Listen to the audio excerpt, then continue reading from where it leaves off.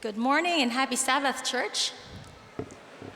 Thank you, ladies, for the very beautiful music. I'm sure you would agree that PIC makes one of the most beautiful music. I have always felt that way anyway. I think that the last time I was up here to also deliver a sermon would be around 20 years ago. Such a long time, but that's not bad because I'm not really a speaker. But I am very humbled and privileged to be invited again today to be a part of this special Women's Ministry Sabbath. Now, in relation to this event that we are celebrating, I have been asked to talk about the role of women in her own home, at church, and in the society. Now, that's a very big topic to discuss. And while I will not go on with the technicality of that topic, I pray that God would use me today to inspire you and to bring all of us here, men and women alike, closer to God. Now, we always turn to the inspired writings, and let us quickly look at what the inspired writings has to say with regards to the role of women. I will be quoting, "The king upon his throne has no higher work than has the mother. The mother is queen of her household.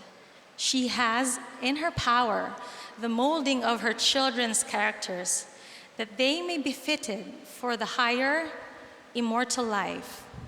An angel could not ask for a higher mission, for in doing this work, she is doing the service of God." Thank you. I think I'm needing some help here. That was from the Adventist Home, page 232. And then in the next page, it says, "The Christian mother's sphere of usefulness should not be narrowed by her domestic life. The salutary influence which she exerts in the home circle, she may and will make felt in more widespread usefulness in our neighborhood and in the church of God. Home is not a prison to the devoted wife and mother." Should I wait for this to work? Or should I keep going?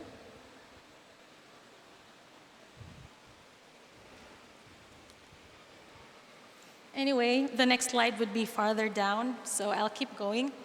Now, Mrs. White was very consistent. There it goes. Mrs. White was very consistent about the fact that the mother, or the role of the mother in her home, is one of the utmost important roles that a woman is supposed to hold in her life. That is, in fact, her divinely ordained role. But next to that, she encourages the women to step outside of her home because her secondary responsibilities would be to the church and then to her society. Now, we should note that this was written at an era when the women they had restrictions. They were basically confined in their homes. It was the men who were educated, it was the men who held positions in the church, the men who had careers or work outside the home. So that is probably why this was the direction of her discussion when she touches the topic of the role of women. And we have already seen that the world has greatly evolved through the years. We know, and I'm sure you would agree, that now we could regard men and women as equals. Women now are as educated as men. They're also career women, and they could be as busy, and if not busier than men. And also,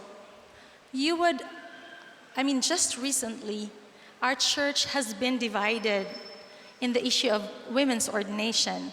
So if I were to go down into detail, outlining the roles of women, I'm sure it would just cause confusion, if not chaos. However, I believe in the great order of the universe.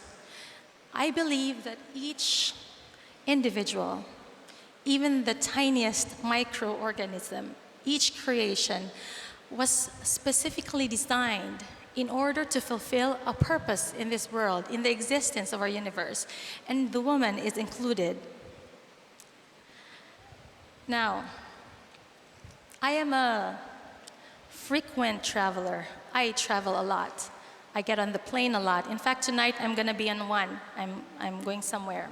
It's the job that I do. And one would think that when you do something frequently, it takes away the feeling of excitement, that anticipation, the feeling of curiosity. It's like you don't feel the wow, anymore because you do it a lot. But to be honest with you, every single time I get on a plane and I get seated on the window seat of a plane and I look outside my window, as soon as the plane takes off, I still feel that marvel. I'm still like, wow. And there is no exception. That is every single time I look outside my window as the plane takes off. I never get tired. In fact, the last time I was on a plane, I was like questioning myself, why is it that I feel this way? I've done this too many times, but why do I still feel awed by the creation that I see? Because when you're on ground, everything looks normal. But when you're up there, the world just shrinks. And when the world shrinks, everything looks very small, very tiny. And you would wonder how our big world is composed of these tiny little details. And each detail has a purpose. And that is why I'm sure that a woman has also a purpose and a role to play in this world. What is even more amazing is the fact that this world was only created in 6 days, right? And in that 6 days, it was a flawless creation. And that flawless creation is taking years for scientists, naturalists, to even understand, comprehend, and decipher. That is how complicated our world is. But you know, these naturalists, what they do usually when they study this, God's creation, they would identify specific character and traits that are especially unique to that creation. And then they would be grouped by species, by class, by family. I'm not a biologist, so this is not my area of expertise, but I know that that is how it's done. They are grouped according to their particular traits. Now, sometimes even a given part is being examined just so they would understand the function of this part of an organism. Now here is the question. Because the woman was also created by God. When the woman was created, what were the traits? What were the characteristics that were implanted in her design? What is she capable of doing? What is her nature? What is her role in this world? And what sets her apart from her counterpart, the men?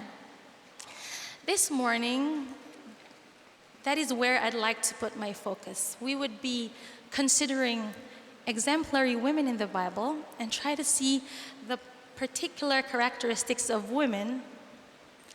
And hopefully, it is my prayer that we would see the role that, or at least some of the roles that women were designed to play in this world. The first one, my friend lent me a woman's Bible, and there are a lot of pages there with all the big women in the Bible, and they have pictures. One page was dedicated to just their picture, but this Pharaoh's daughter was called a smaller woman in the Bible. She wasn't, if it was a movie, she wasn't the leading actress. She wasn't the main character of the story. But there's a lot of things we could learn from the Pharaoh's daughter. This Pharaoh's daughter was destined to save a baby boy from terrible death and to take care of him and to lay the foundations of his work for God. Now, she found baby Moses at a time when there was a decree from the Pharaoh to drown all the Israelite baby boys in the river. Now, this story is one of the favorite stories of little children because it's such a beautiful story. I'm sure you would agree. And it almost looks and sounds like a fairy tale. And if you would illustrate this story in beautiful pictures of a princess bathing in the river, and then a kind sister looking after her little brother hiding in the bulrushes, doesn't just look beautiful? It would actually conceal the real danger just because of the beauty of the story. But it is not a fairy tale. And the life of Moses was in real danger at that time. And so when Pharaoh's daughter decided to take the baby, draw the baby from the water, she was making a decision that was driven by anything but a logical reason. It wasn't logical, and I'm going to tell you why. There is one fact in the story that is crucial to understanding this, and that is she knew that he was one of the Hebrews' children. In Exodus 2, verse 6, it says, she opened it, referring to the basket, and saw the baby. He was crying, and she felt sorry for him. And then she says what? This is one of the Hebrew babies.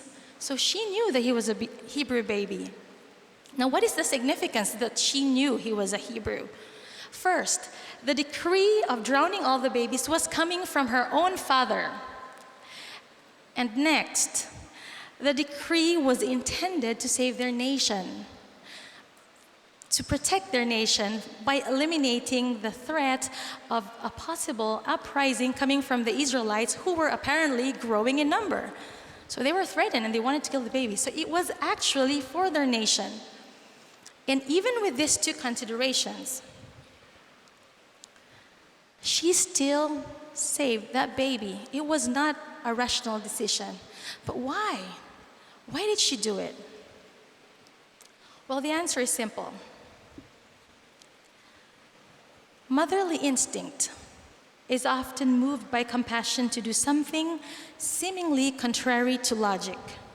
Even a woman who has no children, or a woman who has a career outside the home, is called to take care of children because she has that nurturing spirit. The nurturing spirit is inherent in any woman. A woman is moved by the needs of others. She looks, and when she sees that someone's in need of help, her big heart, her womanly heart is touched and is moved to care for that someone. And another lesson from this story is that it does not wait for a woman to be a mother, for that feeling to come to a woman. The woman has that natural instinct to love and care for those in need. You don't have to be a mother to have that motherly love. That is just natural in any woman. Now, the second woman that I want us to consider today is the Canaanite woman.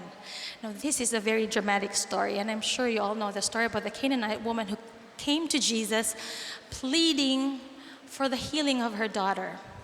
So she goes to Jesus and says, Jesus, heal my daughter. And what did Jesus do? He gave her the silent treatment. The Bible says he did not say a word. Now, if he could have at least said any comforting words, that would have helped. But nothing, not even a word. At least that was the initial reaction of Jesus. And as if that wasn't painful enough, the silence of Jesus, the disciples came and said, Jesus, send her away. She's becoming a nuisance to us. She's crying after us. Send her away. Jesus gave her the silent treatment, and she was shooed away by the disciples. But even then, the mother kept begging and begging for Jesus' mercy. And then, finally, because she didn't stop, Jesus said something, but it wasn't anything comforting. He said that I have come for Israel. What was the implication of that? I did not come for you. I did not come to help you. I came for Israel. The woman's reaction, she fell on her knees and kept begging for Jesus to help her in behalf of her daughter. And now Jesus said something else. He said, and this is a very famous line, it is not good to give the children's bread to the dogs. She was not only given silent treatment, she was not only shooed away, she was compared to a dog. But still, she begged. It didn't stop her. She said, "Lord, help me." And if there was an onlooker at that time, I'm sure they would have said, "What was this woman thinking? Can't she understand? Jesus is never going to help her. She's not even a Jew. Who does she think she is?" Begging God, begging Jesus to help her. But the woman was not concerned about what the others think of her. And she was not even concerned that she had less qualifications to deserve a miracle. All she knew that Jesus was the only source of help at that time, and she was desperate. And she didn't care whether people think or looked at her and felt sorry for her because she was desperate. She was willing to look desperate. Why? Because of her love for her daughter. Now, a woman's natural concern for others, as demonstrated by the Pharaoh's daughter, steps up to a higher level when a woman becomes a mother. Why? Because it is at this point in time that she loses concern for self-interest and develops a self-sacrificing love. It is then that she is empowered to act in behalf of others, to beg for others' sake, not for her own. You see, when God planned this world to exist in generations upon generations, and I mean not just in one generation, He designed it in such a way that the woman, who was supposed to be responsible also for multiplying the number of people in this earth, He designed her in such a way that she would be armed to fight for the people that she loved. God has given her that heart and implanted that design on her. And I think it is one of the many manifestations of God's love for humanity that He gave each one a mother. He designed our existence in such a way that we wouldn't just pop out of nowhere, but instead, He made sure that each individual has a mother who would look after him or her, who would care for them.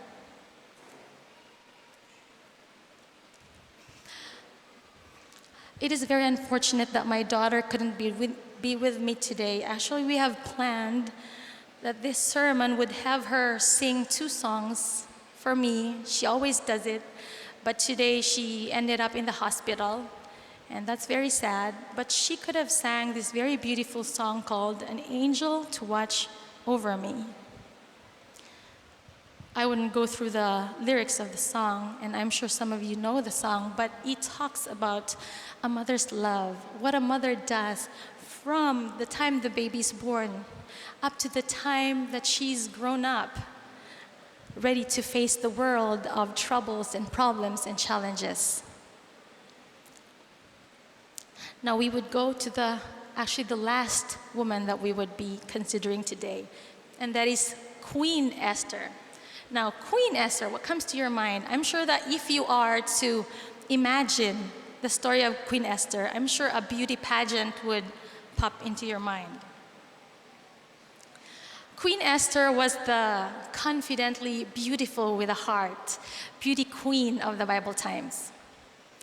Now, while it appears to resemble that of a beauty pageant, the story of Queen Esther was anything but a beauty pageant. For one, she did not volunteer to be there. It appears that she didn't have a choice on the matter. That is actually the fact number 1. She was not interested to be queen. Let's read Esther 2 verse 8. It says, "And so it came to pass when the king's commandment and his decree was heard, And when many maidens were gathered together unto Shushan the palace, to the custody of Haggai, that Esther was brought also unto the king's house. Notice the bold font there, was brought. Now, in other versions of the Bible, was brought has this phrase, was taken. So there was a decree, and she was only taken. She did not go there at her own will. Now, there's another thing that commentaries are using in order to establish the fact that she was not really willing to be there. And that is, aside from the fact that she was taken, well, before the replacement of the old queen, Queen Vashti, all the ladies who were gathered to be a potential queen had to undergo a beauty treatment for 12 months. So they were perfumed and they were just groomed to be beautiful for the king. Now, when they were called to appear before the king, they had the right and they were allowed to take anything that they'd like to bring from the harem or the ladies' quarters to the palace. So it was customary for the women to bring their perfumes, to bring their oils, and all their beauty regimen to the palace. But the Bible tells us that when Esther was called to appear before the king, she did not request for anything except to go there with whatever she was asked to bring. But there was no extra request from her to look extra beautiful. So, you see, she couldn't be interested to be queen. Now that we have established that she might not have had the mindset of becoming queen because she was not there by her own will and because she wasn't there to impress the king. There, I keep forgetting my slide. It would be easy for us to understand that when she was first asked by Mordecai to appear before the king, that she would refuse. And she did actually the first time. She did refuse. And that would be the fact number 2. She was afraid, so she refused. All the king's servants and the people of the kings. This is actually what she said, Esther 4:11. All the king's servants and the people of the king's provinces know that whosoever shall come and they are not called will be put to death. And the king has not called me for 30 days. So it was a refusal first. And then eventually, she did go anyway. But here's something. If there was a person running for election for public office and they got elected into that position, then it's natural for people to expect that they would be delivering their service just as they promised, right? Because they ran for election and they wanted it. But Esther was not there because she wanted it. She was placed there. But now that she was queen, here was Mordecai asking her not only a little favor, but asking her to do something that would put her life at risk. So it was just natural for her to first refuse. And I'm just gonna cut the story short. But in the end, we all know that she did gather all her strength to go up there and face the king. That is when she uttered the famous words, "If I perish, I perish." And that is why she was labeled the brave queen. Now, a woman may look fragile, frail, emotional, irrational sometimes, but a woman was also given that strength inside her, that willingness to give up everything, even her own life, to do whatever God has asked her to do and to do whatever responsibility she feels she was given, especially to save God's people. Now here's another song that I wish my daughter would sing for me. It's a very lovely song, and I think that the power of the song is in the music. I hope you would indulge me. It goes something like this. I would walk across the desert. I would swim across the sea. I would fight 1,000 armies If that's what God asked of me, I would climb the highest mountain. With my life, I'd gladly pay. But am I willing just to live from day to day? And then he goes on. What would I give to live? What would I say to save my people? What would I lose to choose the good over the evil? What would I do to prove? And then it's a high note, and I'm an alto, so I'll stop there. That with God, I am not afraid. And am I willing to simply fast and pray? What would I give? So, this actually concludes our discussion of the three women. Now, there I was again, seated on the window seat, looking outside the window of the plane. And as the engines started revving up that aircraft in full speed, I did my usual countdown. I'd go 10, 9, there's a rhythm, 8, 7. I have done this way too many times. My countdown is almost precise that when I hit 0, the plane takes off.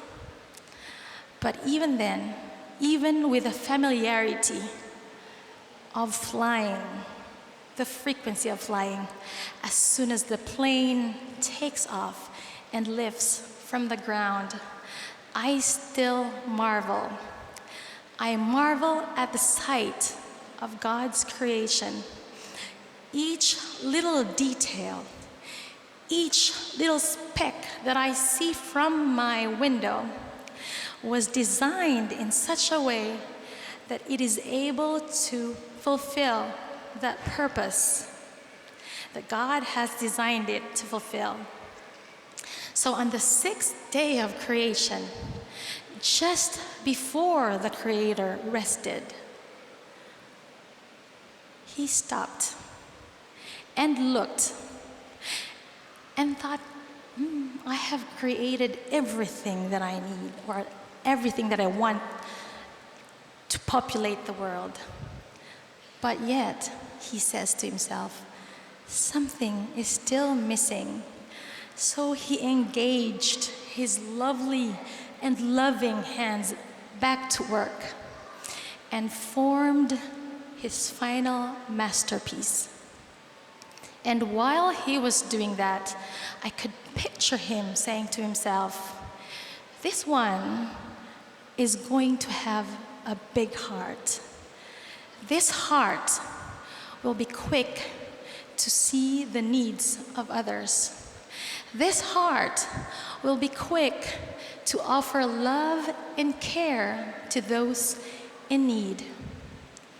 And to complement that big and loving heart, I'm going to make it tender. Tender so that it would be easy for her to see the needs in others. That she would be touched by even the smallest little thing that would bring out her compassion and move her to act in behalf of love and concern. But then I would also make it firm and strong so that she would be bold to fight and protect those that she loves. And finally, he says, while these traits that I have given would make a woman look vulnerable, emotional, and weak, I am going to sprinkle an element of strength and courage. It will not be as pronounced as the first traits I gave her, but it would be sufficient enough for her to do mighty things, even for a great and big nation. And when that was all said and done, he stops. he looks, smiles, and says, "It is beautiful." And then she was called a woman. May God bless us all.